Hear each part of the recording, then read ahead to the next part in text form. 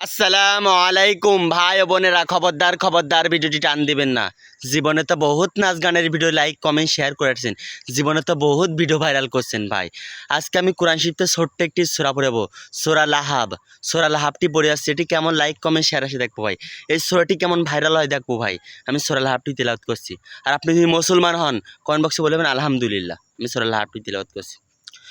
বিসমিল্লাহির রহমানির রহিম।